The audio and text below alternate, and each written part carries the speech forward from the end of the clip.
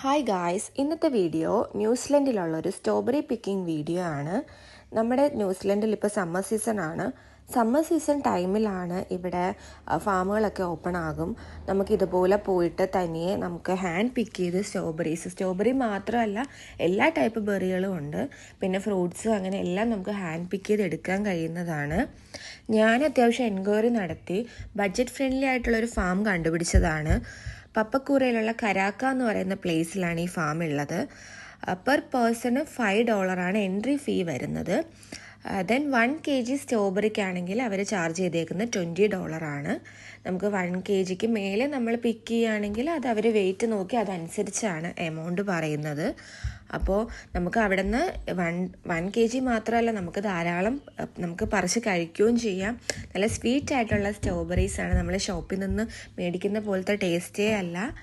അപ്പോൾ opening time വരുന്നത് 9 AM to 4 PM ആണ്. അപ്പോൾ കഴിയുന്നത്ര ആൾക്കാർ പോയി പിക്ക് ചെയ്യുക. അതൊരു എക്സ്പീരിയൻസ് ചെയ്യേണ്ട ഒരു കാര്യം തന്നെയാണ്. അപ്പോൾ നെക്സ്റ്റ് വീഡിയോയിലൂടെ കാണാം. Bye bye.